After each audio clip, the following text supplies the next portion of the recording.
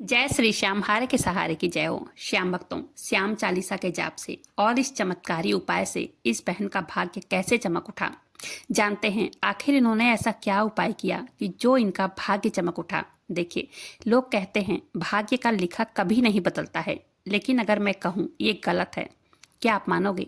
नहीं मानोगे ना, कोई भी नहीं मानेगा। सब यही कहते हैं भाग्य का लिखा कैसे बदल सकता है। लेकिन दोस्तों, अगर आप बाबा श्याम के सच्चे भक्त हैं तो आप अपने भाग्य का लिखा जो भी है उसको भी बदल सकते हैं, क्योंकि बाबा श्याम ने कई लोगों का भाग्य बदला है। काफी सारे लोग ऐसे थे जो अपने भाग्य को हमेशा कोसते रहते थे, कहते थे मेरे भाग्य में ये नहीं है, मेरे भाग्य में वो नहीं है। पर जिसके ऊपर बाबा श्याम की कृपा हो जाए ना, उसकी भाग्य, उसकी तकदीर सब कुछ बदल जाती है। समय खराब होता है, सभी लोग मुंह मोड़ लेते हैं, वो चाहे कितने ही खास क्यों ना हो, लेकिन बाबा श्याम कभी मुंह नहीं मोड़ते हैं। इनका नाम ही है हारे का सहारा। जब व्यक्ति हार जाता है हर तरफ से, तब बाबा श्याम हाथ पकड़कर उसकी नैया पार लगा देते हैं। लेकिन कई भक्त ऐसे होते हैं, जब अच्छा समय रहता है बाबा को भूल जाते हैं, बाबा के दरबार में जाना बंद कर देते हैं। लेकिन ऐसा कभी नहीं करना चाहिए। जब भी समय लगे बाबा के दरबार में जरूर से जाना चाहिए। हर महीने ना सही, 6 महीने में एक बार जरूर से जाना चाहिए। बाबा के दरबार में जाकर अपनी हाजिरी बाबा के चरणों में जरूर से लगानी चाहिए। देखिए, दुख में तो हर कोई बाबा को याद करता है, लेकिन अगर आप सुख में भी बाबा श्याम को याद करोगे, कोई परेशानी, कोई दुख आपके निकट नहीं भटकेगी। बाबा के चरणों में जीवन धन्य हो जाएगा। दोस्तों, आज की जो कहानी है ना, एक बहन की है जिनका भाग्य एकदम खराब था। उनके साथ हमेशा हर चीजें उनके विपरीत ही होती थी। उनके जीवन में सुख शांति नहीं थी, लेकिन जब से वो बाबा श्याम की शरण में आ गई, उनका भाग्य कह लो, उनकी तकदीर कह लो, सब कुछ बदल गया। उनके जीवन में हर तरह से अंधेरा दिख रहा था, कहीं कोई साथी, कोई संगति नहीं दिख रहा था। लेकिन बाबा श्याम का हाथ पकड़ते ही उनकी नैया पार लग गई, उनका जीवन बदल गया। इस कहानी को सुनिएगा जरूर। ये चमत्कार की कहानी सत्य कहानी है, किसी भक्त के जीवन की ये सत्य घटना है, जिसे सुनकर आपके रोंगटे खड़े हो जाएंगे। बाबा श्याम के चमत्कार को सुनने के लिए वीडियो पर अंत तक बने रहें। वीडियो पसंद आए वीडियो को लाइक कीजिएगा, अपने ही चैनल मैजिक उपाय को सब्सक्राइब जरूर से कीजिएगा। बाबा श्याम नाम का जयकारा दिल से लगाइएगा। आज की जो चमत्कार की कहानी सुनाने वाली हूँ, वो मुंबई मीरा रोड के इलाके में रहने वाली एक बहन का है। निर्मला नाम है उनका। इस सत्य कहानी को, सत्य चमत्कार को सुनकर आपके पैरों तले जमीन खिसक जाएगी। ये कहती हैं, दीदी आप अपने चैनल के माध्यम से लोगों को बाबा श्याम की महिमा बताते हो, जिससे लोगों के संकट बाबा श्याम की कृपा से नष्ट भी हुए हैं। मेरे जीवन में भी बाबा श्याम की कृपा हुई है, उनका कृपा का चमत्कार हुआ है, जिसको आज मैं आप सभी को बताने वाली हूँ, जिसको सुनकर लोगों का विश्वास बाबा श्याम के प्रति और बढ़ जाएगा। ये कहती हैं, दीदी मेरा नाम निर्मला है, मैं मुंबई मीरा रोड की रहने वाली हूँ। मेरे पास 2 बच्चे हैं। मेरे पति एक इंटरनेशनल कंपनी में काम करते हैं। मेरे जीवन को बाबा श्याम ने बदल दिया। उनकी कृपा से मेरे जीवन में आज सब कुछ अच्छा चल रहा है, लेकिन 3 साल पहले ऐसा नहीं था दीदी। मैंने न जाने कितनी जगहों पर सर झुकाया, विनती की, प्रार्थना की, लेकिन बाबा श्याम के चालीसा ने तो चमत्कार ही कर दिया। मुझ पर हारे के सहारे की कृपा हुई, जिसकी वजह से आज सब कुछ अच्छा हो गया है। 2023 की बात है। मैं उस समय एक कंपनी में काम करती थी। मेरे पति भी मेरे साथ काम करते थे। ये पहले हम लोगों में बातचीत थी, बातचीत का प्यार में बदल गया, हमें पता ही नहीं चला। उनके बोलने का ढंग, उनका स्वभाव मुझे बहुत अच्छा लगा, जिसके कारण मैं कुछ समझ ही नहीं पाई और मैंने उनको प्रपोज कर दिया। शादी का प्रपोजल मैंने रख दिया, वो मान गए। लेकिन पहले हमारे घर वाले राजी नहीं थे। 3-4 महीने के बाद हम दोनों ने अपने घर वालों को भी मना लिया। हमारी धूमधाम से शादी हो गई। मैं अपने ससुराल आ गई। हम दोनों बहुत खुश थे। शादी के 1 साल बाद हमारे एक बेटा हुआ। घर में खुशियों का माहौल छा गया। उस समय बीत रहा था। मेरा बच्चा 2 साल का हो गया। 2 साल के बाद मुझे एक बेटी हुई। जो बेटी 1 साल की हुई, लेकिन ना वो बोल रही थी, ना वो पलट रही थी, ना ही वो उठकर बैठ पा रही थी, ना ही वो चल पा रही थी। वो अपना सर भी नहीं संभाल पा रही थी। उसके उम्र के बच्चे तो चलने भी लगे थे। हमारे पड़ोस में ही एक लड़की थी जो इसी की उम्र की थी, लेकिन वो दौड़ने लगी थी। हम हमेशा परेशान रहते। यही नहीं, बीच बीच में उसको अजीब अजीब झटके लगते थे। हमने डॉक्टरों को दिखाया था, लेकिन डॉक्टरों ने बहुत सारे टेस्ट किए। भर्ती भी बहुत दिन थी। 1-1 महीने, 2-2 महीने लेकर मैं उसको एडमिट थी, लेकिन कुछ नहीं निकलता था। हम भी तसल्ली करके बैठ गए थे। लेकिन जब ये झटके बढ़ने लगे, हमें चिंता होने लगी। पता नहीं बच्ची को हमारे क्या हो गया है। हमें जो कुछ बताता, हम वो सब कुछ करते। पंडित के पास गए, कुंडली दिखाई। पंडित कोई न कोई दोष बता देते। हम उपाय बताते, हम उपाय करते।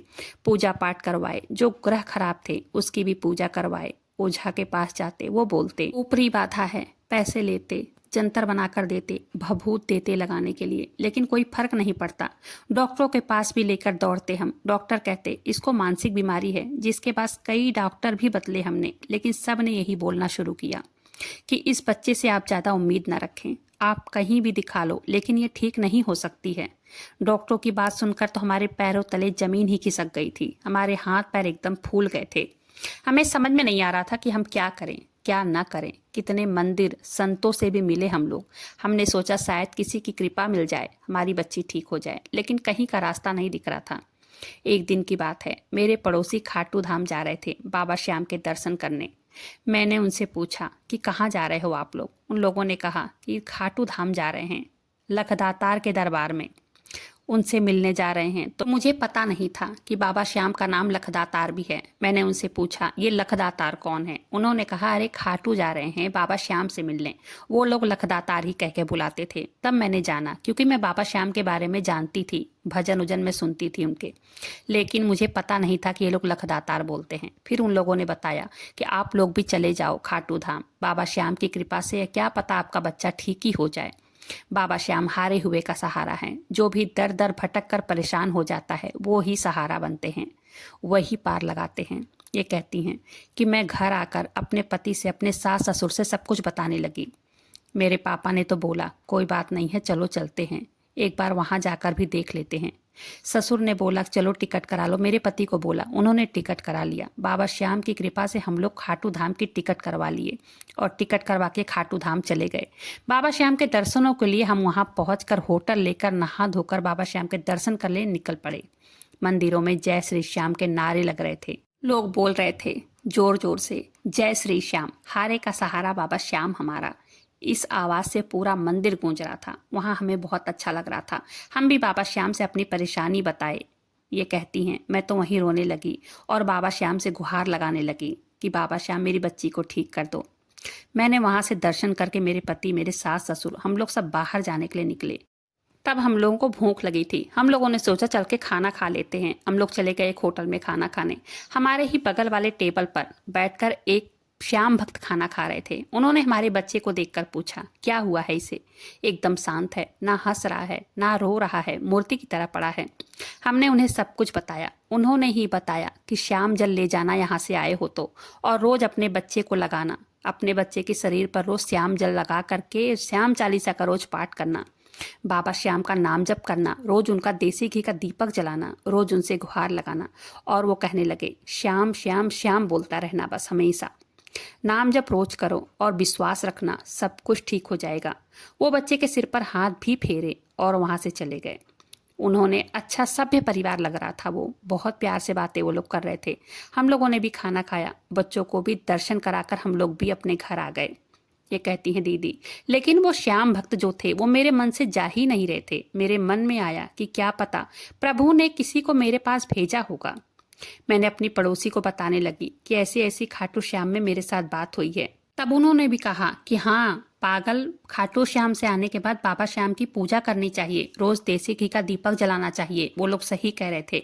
अपने घर में रोज बाबा श्याम के नाम का दीपक जलाओ, नाम जप करो और उनके चालीसा का पाठ करना। ये कहती हैं दीदी, जैसे मेरी पड़ोसन ने बताया था मैंने ठीक वैसे ही किया। रोज बाबा श्याम की पूजा करती, रोज हम लोग उनके नाम का जप करते, रोज मैं उनके श्याम चालीसा का पाठ करने लगी। मेरे मन में ये उम्मीद थी कि शायद उनकी कृपा हमारी बच्ची पर हो जाए, हमारी बच्ची ठीक हो जाए। ये कहती हैं दीदी, घर आने के एक हफ्ते के बाद मैंने सपना देखा। एक बुजुर्ग व्यक्ति मेरे सपने में खड़े हैं और हंस रहे हैं और मेरी तरफ हाथ करके आशीर्वाद दे रहे हैं। मैं झटके से उठ गई। सुबह के 4 बज रहे थे। मैंने अपने पति से बताया। मेरे पति बोले कोई बात नहीं, सो जाओ, क्या पता ऐसे ही होगा। फिर मैं सुबह 8 बजे अपनी सास से बताने लगी। मेरी सास ने कहा बाबा श्याम की कृपा है, वो सब ठीक करेंगे, वो ही सपने में दर्शन देने आए थे। ये कहती है मेरे आंखों से आंसू बहने लगे। मैंने उसी समय बाबा श्याम से प्रार्थना करने लगी, हे बाबा श्याम, मैं कसम खाती हूँ आपका दरबार कभी नहीं छोड़ूंगी। मैं पूरी उम्र आपका नाम जप करूंगी, आपके चालीसा का पाठ करूंगी, बस मेरी बच्चे को ठीक कर दो। ये कहती हैं दीदी, मैं रोज बाबा श्याम के नाम का चालीसा करती, नाम जप करती, उनके नाम का एक देसी घी का दीपक जलाने लगी और बाबा श्याम की कृपा मुझ अभागन पर भी हो गई। 1 साल बीतते बीतते धीरे धीरे करके मेरी बेटी ठीक हो गई। ये मेरे लिए किसी चमत्कार से कम नहीं था। क्योंकि जब डॉक्टरों ने जवाब दे दिया था, सिर्फ उस समय बाबा श्याम का आखिरी सहारा था। मैं तो डॉक्टरों की बात सुनकर अंदर से पूरी तरह से टूट गई थी, लेकिन बाबा श्याम की कृपा से सब कुछ अच्छा हो गया है। हमने अपने बच्ची का नाम भी श्यामा रखा है। मैं 3 साल से बाबा श्याम के चालीसा का पाठ रोज अपने घर में करती हूँ। जब भी मैं करने लायक नहीं रहती हूँ तो मेरे पति करते हैं, सास करती है, लेकिन करते जरूर हैं, छोड़ते नहीं है एक भी दिन। इसी का परिणाम है कि हमारे साथ कभी भी कुछ गलत हुआ ही नहीं। एक हफ्ते पहले मैं आपके चैनल की वीडियो देख रही थी, बाबा श्याम के चमत्कार की कहानी। मैंने सोचा मैं अपने साथ हुई बाबा श्याम की कहानी को आपके साथ शेयर करूं।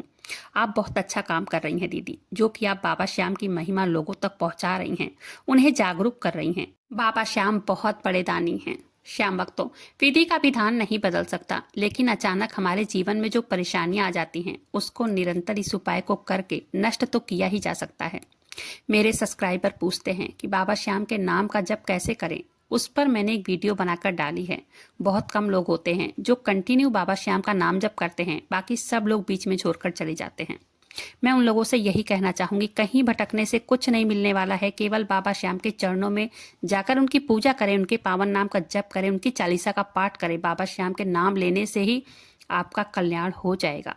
आपकी सारी परेशानियों का एकमात्र हल यही है, बाबा श्याम का नाम जप, उनके चालीसा का पाठ, उनके सामने एक देसी घी का दीपक, और कुछ नहीं। इससे ज्यादा सरल उपाय इस कलयुग में और कोई है ही नहीं।